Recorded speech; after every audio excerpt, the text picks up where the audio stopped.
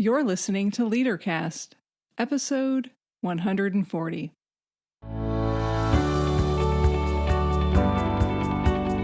Welcome to LeaderCast, Transforming Missions podcast with Tim Bias and Sarah Thomas, providing you with insights and resources you need to lead a movement of Jesus followers. And so for hope for us, for me, it's not a Pollyanna idea. It really is that I do believe that God is in every part of every step that I take. Today we're having a conversation with Marie Smith about embodying hope. Well, that's what I called it. You'll see why as you listen to this episode. I hope that you'll gain insight about how someone who leads with the positivity strength really embodies hope. I also trust that you're going to experience Marie's contagious enthusiasm. As always, you can find show notes for this episode at transformingmission.org/podcast. For this specific episode, head over to transformingmission.org/140. Now, without any further wait, here's our conversation with Marie Smith. Well, today we're having a conversation with Marie Smith. Welcome, Marie, to LeaderCast. Well, thank you. To get started, would you tell us who you are and what you get paid to do? Well, sure. I'm Marie Smith, and I'm the pastor at Summit Station United Methodist Church here in Summit Station, which is sort of between Columbus and Pataskala. And so I get paid to be the pastor here.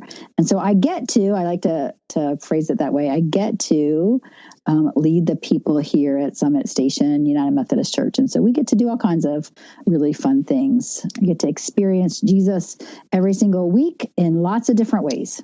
So that's what I get to do.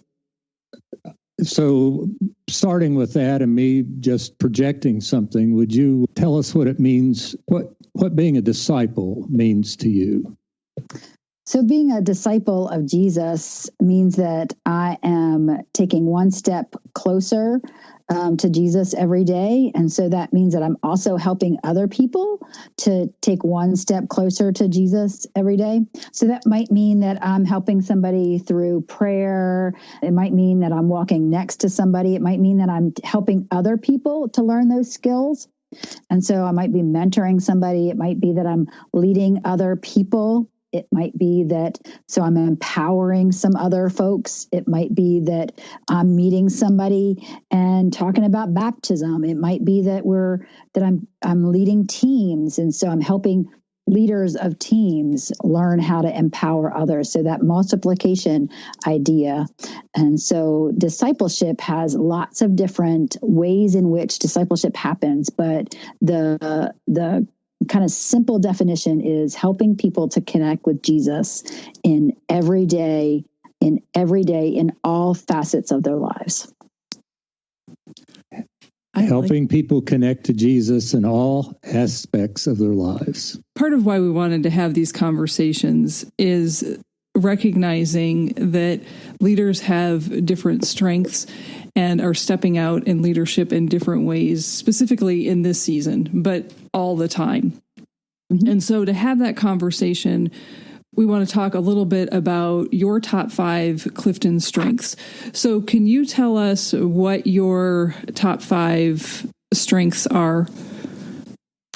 So I have the strength of woo, which is winning others over, which the best way for me to describe that is that I'm a cheerleader for all people. So like, woohoo, you can do it. So I'm the encourager, not just encourager, but like I am going to just empower you to do that. And I'm going to give you those words to do it. I'm also going to come around you to surround you to do that. So that winning others over. I'm also going to stand next to you to kind of guide you on that path to help you to get on that positivity. And so I'm the ultimate see the glass half full. Not only do I see the glass, I see the world that way. So I see hope around every corner, in every place. So when everybody else sees the world kind of crashing down around you, I see, wait, no. Don't you see there's a flower that's growing out of the rubble? No, there's one left. And so I'm the person who sees that silver lining in every single thing that we see. I have the communication strength. And so that communication strength is that I want everybody to understand, however, in whatever form of communication that they happen to connect with. So whether that's social media, whether that's video, whether that's nonverbal communication, however they can hear or experience understanding, I want them to hear how they might connect into the life of the church, the way that they might experience Jesus. I'm going to try to connect and be as transparent as I possibly can. I have an arranger strength, which means that I have lots of plates spinning at all times.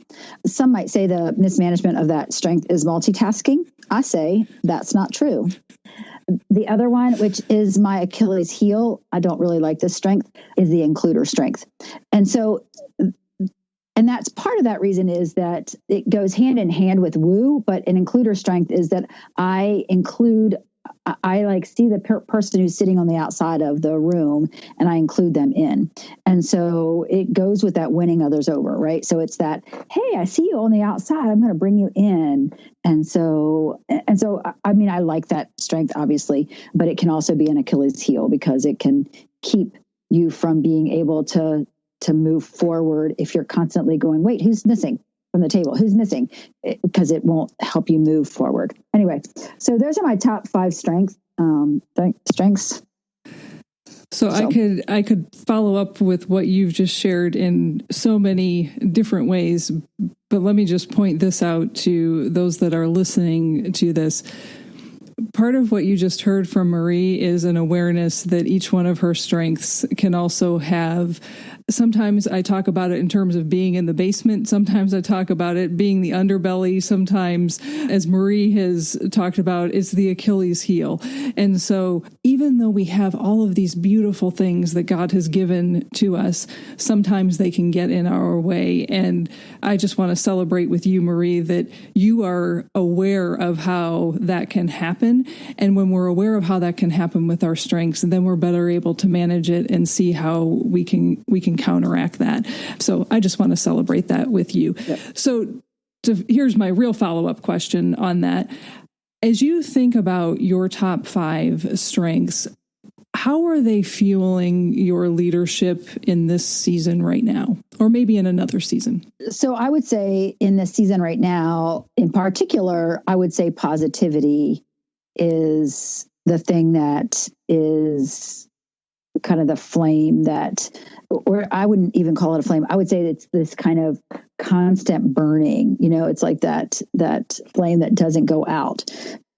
Because if I didn't have positivity, I'm not sure like how I would survive.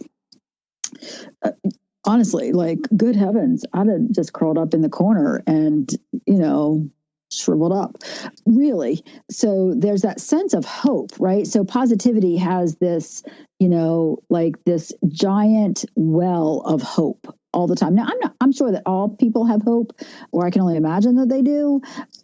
But in this season of 2020, I just want to lump all of 2020 in here, but 2020 in general has been tumultuous and chaotic. But in the midst of that, I can see these kind of glimmers of hope in the midst of it. Right. And so if we were to just take one piece, let's just take as difficult as coronavirus has been. It's been difficult. Let's just name it. Like it's been horrible and difficult. And 200,000 people have died in the United States alone. And my heart breaks for them. I pray every night at 9:00 for coronavirus. I mean, I do it every night. However, in the midst of all that, it has stopped us and made us pause. It moved us all into our houses. For me, it slowed me down. It made all of my children come back home. There were some positive positive moments in the midst of it. And so in Brene Brown's language, like what do we have to be thankful for, right? So if you can come up with some thankfulness every day, well, then you can stop and begin to reflect on, well, wait, what do we have to be thankful for? And so I think that sense of turning that back around and saying, wait, there's some hope in the midst of that. Now, there was some really hard stuff in the midst of it too. But the truth is, God walks with us throughout that pathway. No matter what, God's with us. The other thing I think that it did to help in my leadership is it made me in the church, at my church, it made us pause and say, wait, what do we need to go to? What do we need to do? And so, yes, we all adapted, but we also began to say, well, how do we reach out to people beyond ourselves? And so we began to say, okay, well, let's just start. And so because of this positivity strength, like I just didn't give up. Like, I'm not going to give up. Like, I'm going to start throwing stuff. So there's this old, like, I don't know, maybe I'm from the East Coast. So like we have this old adage that like, you just throw pasta against the wall until something sticks, right? Like that's just what we're just doing it until something sticks. Throw something against the wall until it sticks. And so we just have done that. We just keep throwing stuff against the wall here at this church until something sticks. And that's just what we've done. And that's what I think the positivity strength has done for me. So I want to go back to something that you said about pausing to be thankful in these moments, even though the season has been hard. So as you think about what God is doing in your life and leadership, let's say over the past 3 months, what are you thankful for that God's doing in your life? So I have amazing leaders that are around me. Every Sunday morning, we do an online worship service. We now do in-person service that we've done very safely.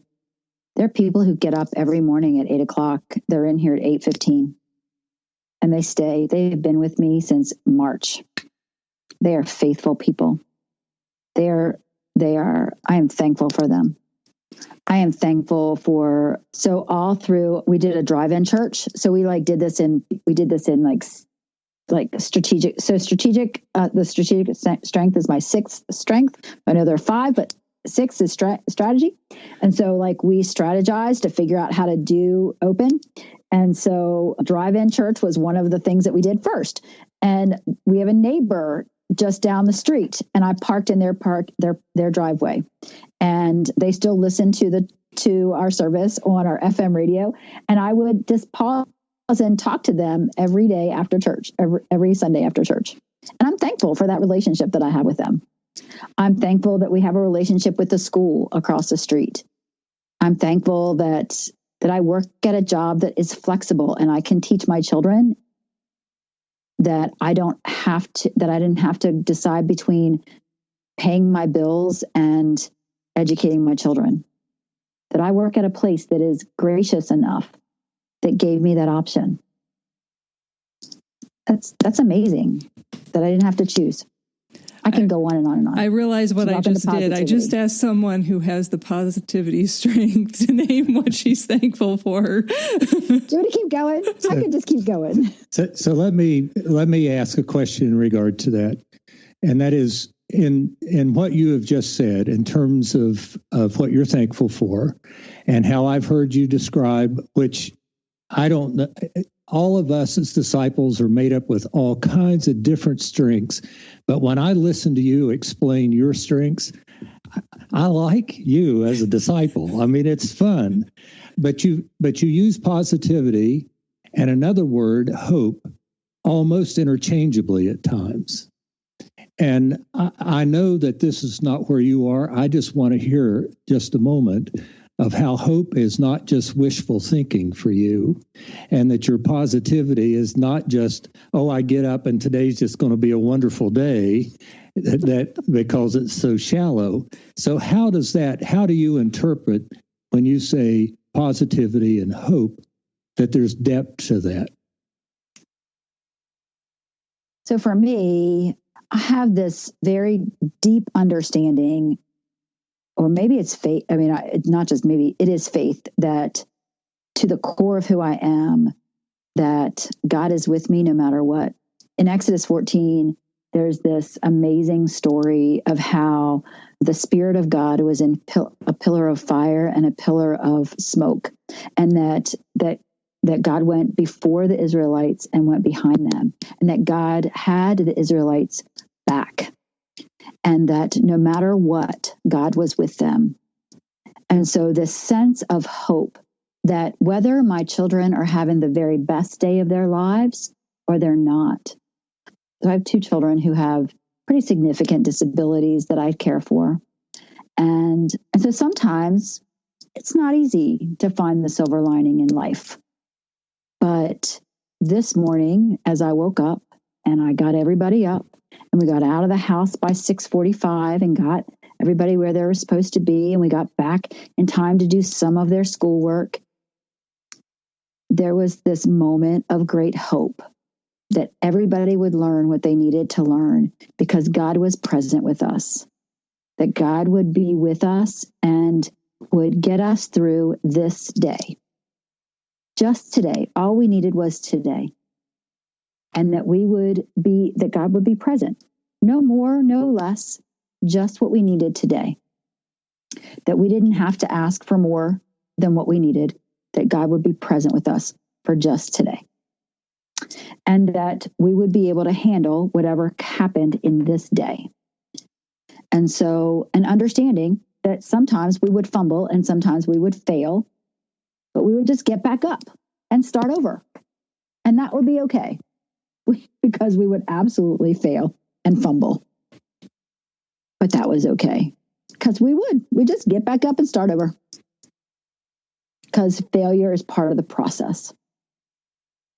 Because if you don't fail, you'll never learn. Because failure's, again, it's how you learn. And so for us, for me, for this church, for our lives, that's just part of the process. And so for hope for us, for me, it's not a Pollyanna idea. It really is that I do believe that God is in every part of every step that I take. So whether it's my children getting along like they did today, or like yesterday where nobody got along. And I thought I was going to have to, not make it. Hide everybody in their closets, But there was still a silver lining because we learned something, because we're better today than we were yesterday. We learned something. That's the hope. You've given a wonderful, not only explanation, but testimony and witness. And I'm grateful. Thank you. Given that deep hope that you just described, let me take one step back for the folks that are listening so that we can talk a little bit more about your positivity strength coming to life in disciple making and how that's working for you. And when I say take a step back, what I mean is, let me just describe for folks how Gallup says you've had the Marie definition, the Marie examples of positivity, and she illustrates this definition beautifully. The description of folks with the positivity talent theme is this: people exceptionally talented in the positivity theme have contagious enthusiasm. Have you heard that already, folks? They are upbeat and can get others excited about what they are going to do. Have you heard that? So you've spoken about how that comes to life with your family and with the leaders in your local congregation, with your kids, whether it's good or whether it's challenging. As we think about, I'm going to shift here now in terms of using hope in a different way. And Tim, remind folks when we talk about the acronym of HOPE, how we use that in terms of a disciple-making process. Sure. We talk about hospitality, which is H, reaching out and receiving people. We talk about offering Christ, the O, which is providing opportunities for people to respond to the gospel and to Christ. We talk about practices, which is the P, and the practice then of spiritual disciplines or learning together, or conversation. It's the place where we might do the means of grace together. And then we talk about engaging in the community, where as people of hospitality, of Christ, of practice, that we are now reaching out and sending people into the community so the world can be transformed as God has intended the world to be. So that's HOPE, an acronym. So with that in mind, thinking about your positivity talent theme and how you reach out and receive new people, how does that positivity talent theme help you develop new relationships or meet new people? Personally or as a church? Let's say personally, because I would say your talents are personal. They're not congregational. So let's focus on you. Okay. So can I tell this in a story format? Of course. So I'm an extrovert. And so when we were all stuck inside, I know, shocking. Are you shocked? So when we were all stuck inside, I was struggling because, I was stuck inside with my 4 children and my husband and my dog and cat. And there we all were. And so I kind of talked to my neighbor every day. And after a while, they got tired of talking to me. I mean, I would talk to them every day, but, And so I finally saw the person who lived across the street, and I thought, oh, I finally figured out, and I went and chased them down.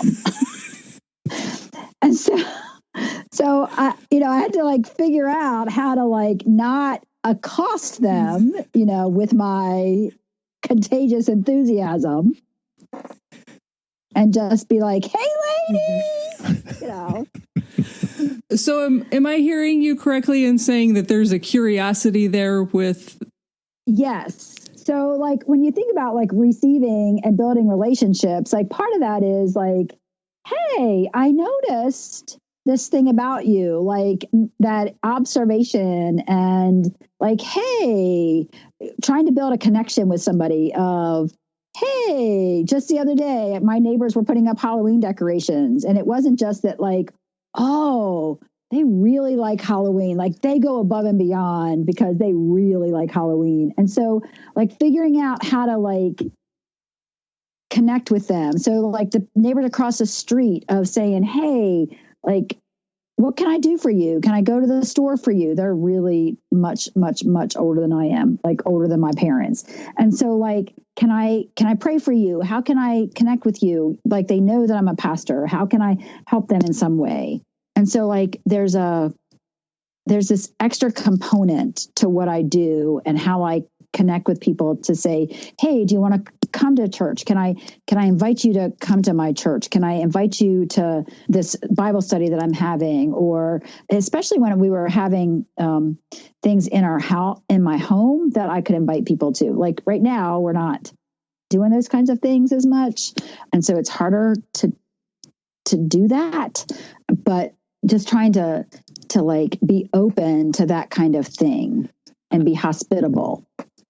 I'm hearing your woo come to life in that as well. Right. Absolutely. You can't separate these things out. They're like spaghetti noodles. They're all mushed together. Are you having spaghetti for dinner tonight? I had it last night. So the other piece that I think is important to hear in that is, so one of the places that I do this your hospitality, offering Christ practices and engaging service is in prayer. So that 9:00 prayer place that I do every night at 9:00, I have engaged people that I have met since I've lived for most of my adult life. So I have people from, my high school, she was my best friend from the time I was in 8th grade on. I'm offering her these slow pieces of Jesus. Again, if my definition of discipleship is offering somebody, showing them Jesus just one step at a time, And knowing that if I believe that the Spirit of God is bigger than me and loves her more than I do, then I have to trust that God is at work in her and in me. Then I have to trust that the work that I'm doing, that I am being prompted in those ways. And so like just, sending a little package with a puzzle in it, or praying for somebody on FaceTime with somebody, or sending a little message over, using social media. Again, communication helps to do that, right? Just, hey, just thought of you and said a quick prayer for you. All of those things help to connect with people, I believe. And so I think that's that, offering people Jesus in small ways and in big ways. And so that's at this church, that's in, churches that I've been in before, but not just like congregants, but like friends that I have had since I was just a little girl. So that would be the way that I have connected in this Hope way. My neighbors across the street, and then, my oldest friends in the world. So I had about 10 additional questions around hope for you and your positivity, but you just wrapped them all into one. You just did that better than anyone that I know could articulate it, including me. I'm going to listen to this so I can say it like you said it. You have put it all together. And because of the way you do it, you're always inviting people into it. So it's not a 4-step process, and it's not 4 different pieces. It is integrated into your life, and you live that and invite other people into it. That's what I heard. Oh, absolutely. Yeah, absolutely. And as you were talking about how your communication talent comes into that, what jumped into my mind is, yeah, and that would never occur to some people because that's not how God has gifted them. Right. And so to pause and recognize that, yeah, that's something that is unique to you. And so you do act on it. And for those of us that don't have that talent theme, to pause and say, oh, wait, I might need somebody like that around me to remind me to say, hey, have you reached out to such and such? Because they need to hear from you. So what a beautiful example of how you embody hope, both the way that you were talking about it in terms of that deep and abiding faith in Christ, and also as a way of discipling others. So thank you for that beautiful example. Can I also just say, I think it's really harmful for people to think that they have to. So that communication strength can beat people up, though. I think that people who don't have the communication strength can feel like, well, if I'm not just like that person, do you know what I mean? I worked for a leader who had the communication strength, and they thought everybody should be just like them. Well, why aren't you writing 6 letters a week? Why aren't you sending cards to everybody? Well, why can't? And I thought, well, because they don't have the capacity that you have. Right. They're not made the way that you are. So then people have to pause and ask the question, so how can I do this in ways that are authentic to me? And so a personal example for me is that one of my top 5 is the relator talent theme.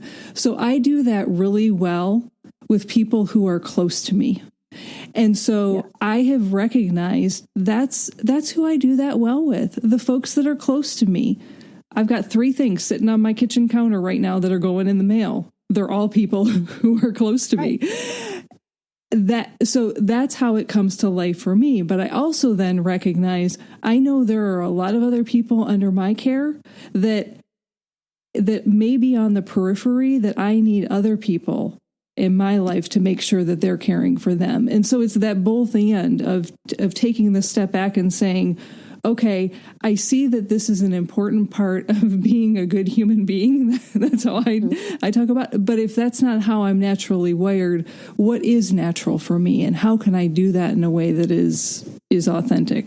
So another thing that you pointed out is that tools like CliftonStrengths can be used in ways that put people in boxes. And that is never the intent of it. Especially with this tool, the intent is to draw out what is good and right and beautiful about you. What are your natural talents? Not to say here's here's who you need to be, but here's who you are. It's really about holding up a mirror. Right. We're going to jump into the last section of this podcast, and we've got 10 quick questions for you, Marie, that are fun, off the cuff, that our hope in this is that they will help our listeners get to know you as a person a little bit more, and might also bring some joy to some people's days. So, Tim, you want to begin with the first one? Sure. What's your favorite morning beverage? Coffee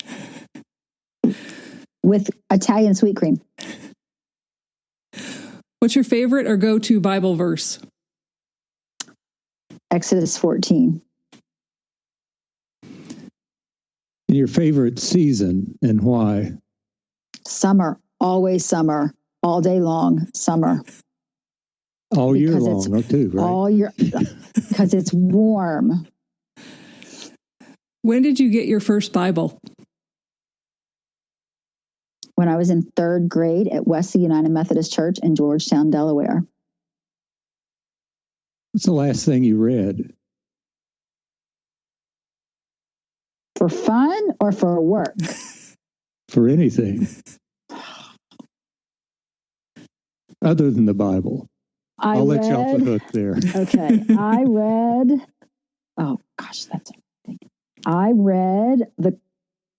Nope. So I am reading Drawn In, read completely or am reading. So I'm reading right now Drawn In by Tony Bronsink.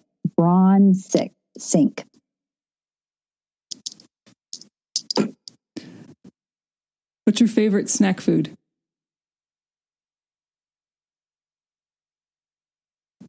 Doritos. What's your least favorite household chore? Laundry. When was the last time you laughed? Last night. What's your favorite vacation spot or place to visit? Rehoboth Beach, Delaware. What do people misunderstand about you? Oh, I have no idea. I don't know. That's a great question. I have no idea. Well, that's a fascinating question. I have no idea. What Halloween candy do you steal from your children? Almond Joys. Marie, I've had fun today. Thank you. Yes.